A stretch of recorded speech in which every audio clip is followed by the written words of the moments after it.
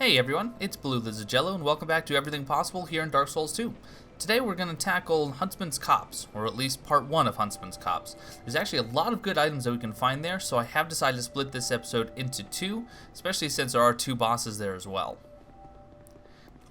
So first things first, we have to run down here and talk to Lycia so that she can open the path for us. And some of you have asked me why I think Lycia is such a bad person. Frankly, I have a few reasons. Number one, she's a complete and utter fraud. She claims that in order to move this path, a miracle is needed. But you can clearly see after you pay her 2,000 souls, all she does is reach over and she activates that symbol in the middle. She has a key that moves this rotunda, and that's it. There's no miracle needed. That's reason number one. Reason number two, you will see later. Grab yourself some Rouge Water. Rouge Water is an excellent item to have as a spellcaster. Not only does it revive 50% of your spellcast, but it also heals you for 850 HP, which is nothing to scoff at.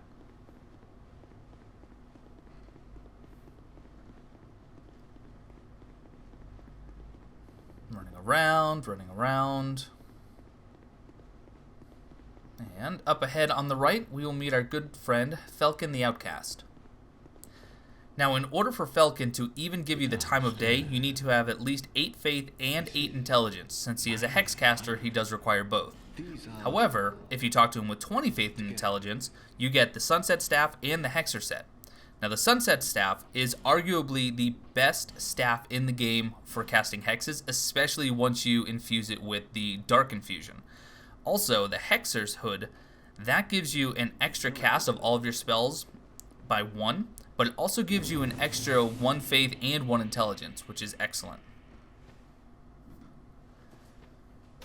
Go ahead and light this bonfire. I'm going to check out the new wares we've acquired.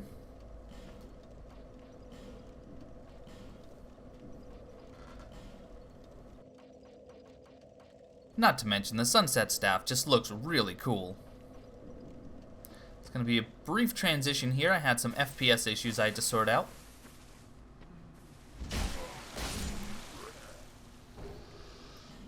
Grab ourselves a small orange burr. And then up ahead, we run into our first moth. Now, the moths do cast a poison cloud, so you don't want to stand in that, but as long as you have range attacks, they're pretty easy to take out. And as far as I know, they do have a 100% chance of dropping poison moths, so they're actually an excellent enemy to farm if you're trying to collect some mosses before the upcoming area.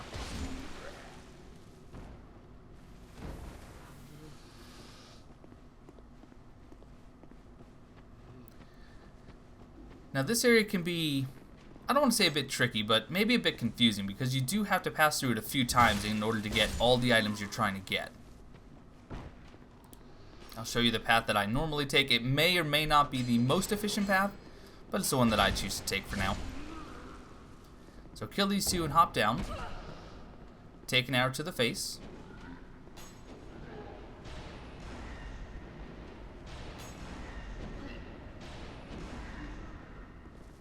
Take care of this hollow, and then in that corner we're going to pick up the Bandits Knife.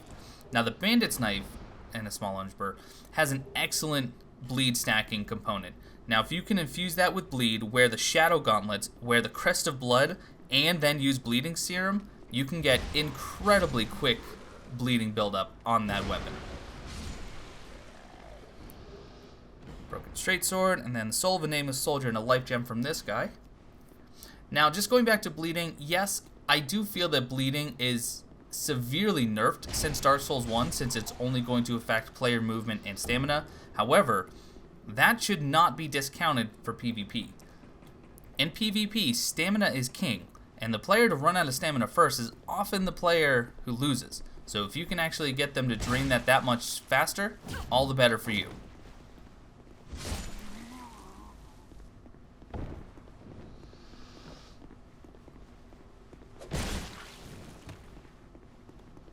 Now, quick note about these Hollowed Thieves. If you're looking to get the Rogue set, these guys do drop those, as well as a Flame Butterfly. Poison Moths and a Lifegem. And then we hop back down, and we do it all over again. I recommend hopping off the left side. You'll take a lot less fall damage than if you just walk over the middle or to the right. Now, there's a bit of an ambush here, so you want to lure this Hollowed Thief out.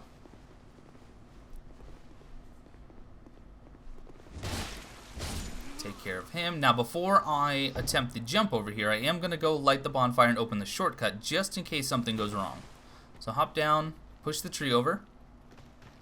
Something we learned from the tutorial area, finally paying off.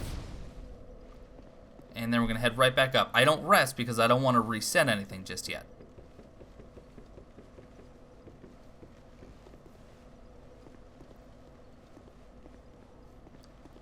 Grab ourselves a cracked Red Eye Orb from here. Now, with this jump, it's not a jump at all, or it shouldn't be.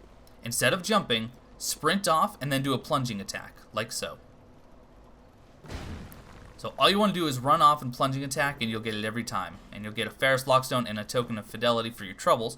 Now, the Token of Fidelity, I mentioned in a previous episode, this is the only place in the game where you can get yourselves a Token of Fidelity without doing any co-op.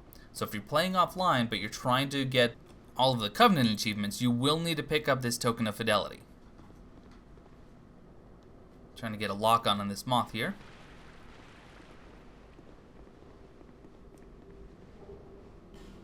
Monastery Charm, Soul of a Proud Knight. And then we'll deal with these jokers. That one, and there's one hiding just on the lip here. And then you want to jump onto the bracket fungi on the side here. That's right, bracket fungi. Hop down, you do have your first torture to deal with. Easily stunned, easily killed from range. However, if you get caught in their attacks, they do build up bleed very quickly, so you could get yourself stuck in a very bad situation. Pick up a couple of poison mosses from the moths we killed. And in the iron chest, we can get Ricard's Rapier, or Ricard's Rapier. Jean-Luc's Rapier. That's Picard, I just realized that. Anyway, Ricard's Rapier is a pretty good rapier to use if you want to get a lot of counter damage with the old Leo ring.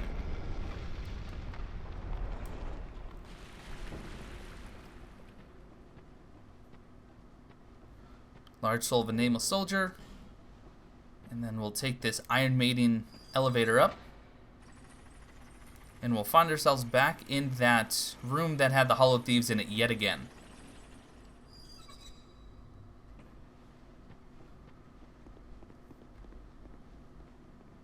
That's not the fake wall.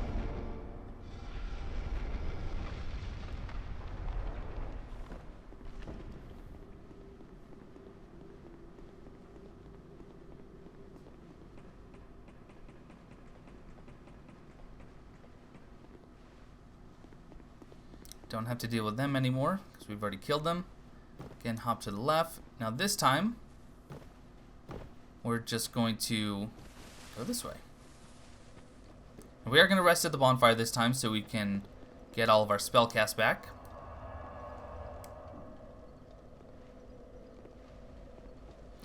Now this area is pretty straightforward, but you do want to explore all of the areas that you can because there are a couple of hidden items. Not to mention, these hollows all have a chance of dropping the Prisoner Set, which some of the pieces do absolutely nothing. However, the helm and the chest piece both increase your item discovery. So if you're looking to farm for a specific item, you could do worse than getting the Prisoner Set. Large soul of a lost undead, another small orange burr.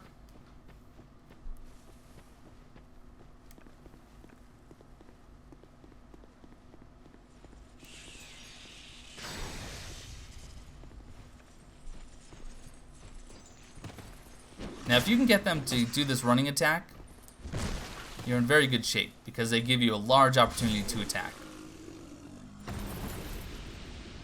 Run over to the left.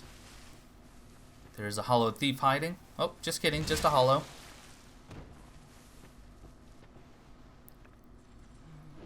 Now, it is light enough in this area that you can target those moths from pretty far away. So again, whether you have spells or you have bow and arrow, just take them out from range so you don't risk getting poisoned while fighting these other enemies.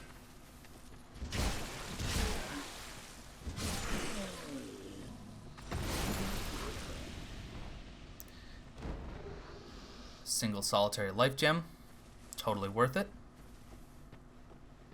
Over here, as long as you're quiet, you can backstab this one.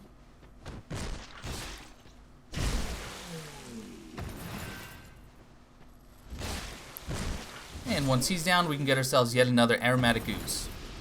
Or sticky white stuff.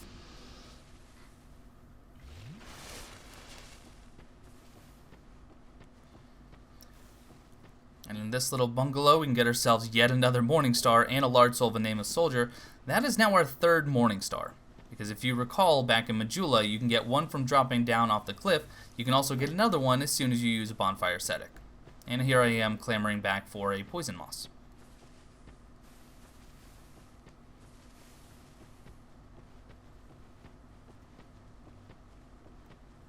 I'm going to go up here and deal with, I believe, 4 different Hollow Thieves.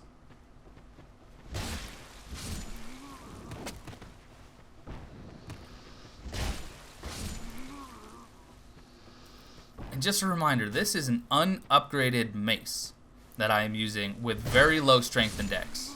And yet, it takes care of these guys in 2 hits.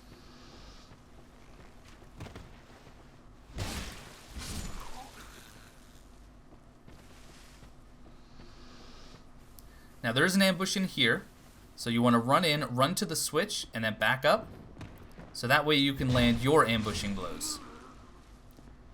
With range attacks, you can actually target that thief on top of the hut before you run in, but it's more fun to just ambush the ambusher. Now we're not going to cross that bridge just yet. There's a few more items to get, so hop onto this hut, and then hop down in. Poison Moss and Green Blossom. And then on the other side, you can get yourself Soul Spear. There will be another transition here coming up, because when I was first recording, I wasn't sure if I was going to do the Executioner's Chariot just now, and then I decided I really should include it in this section. In doing so, however, I did make a couple of mistakes. Number 1, that item that enemy drops, I never pick it up. Could have been part of the prisoner set. Might have just been a Lifegem, I don't know. But after I deal with this Torture and this Hollow, there's another item that I already got that I didn't record, and I don't know why I didn't record it. You'll just have to take my word on it.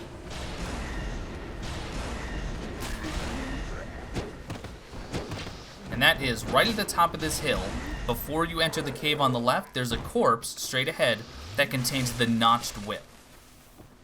And I already have it in my inventory. I do apologize for not showing that. Now in here, I like to spell snipe these guys. There are 4 tortures to deal with, and you don't want to deal with them all at the same time, especially that 2 of them are actually the whip tortures, and those weapons, and they work the same way when you're using one, they will actually attack when you whip it out and when you retract it, just like a real whip would. So if you get caught in that, it's typically a 2-hit combo, not to mention with these axe-wielding torturers, it can get very deadly very quickly. Now these torturers can drop 2 different items. They can drop the cracked Red Eye Orbs, which I do get one of here in just a moment, and they can drop the Bloodied Whip. Only the whip-carrying torturers can, for obvious reasons. Here I am trying to spell snipe.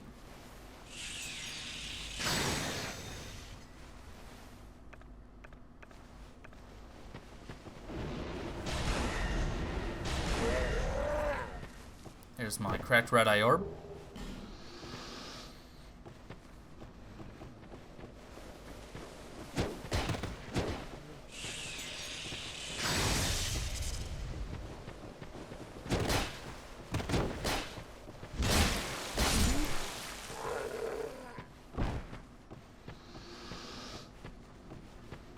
Now with this bridge, I made this mistake the first time I ran across it.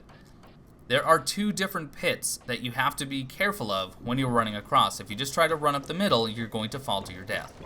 So run to the right, and then run to the left, and then you're good to go. Now right at the top, you do want to jump to the right onto that ledge because you can see the shiny over there. So we sprint, and we can get ourselves Sublime Bone Dust and another Fire Seed. And then you probably saw it before I jumped over, but there is a Black Phantom here that we need to deal with who's wielding a greatsword.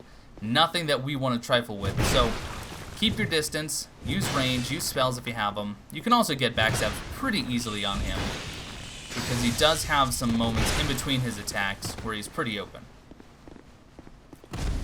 This is actually going to wrap up this episode. I decided to include the Executioner's Chariot at the beginning of the next episode just due to time constraints. I didn't want to have one episode of Huntsman's Copse be 25 minutes and the other one only be 10. So just for simplicity's sake, it will be at the start of the next episode.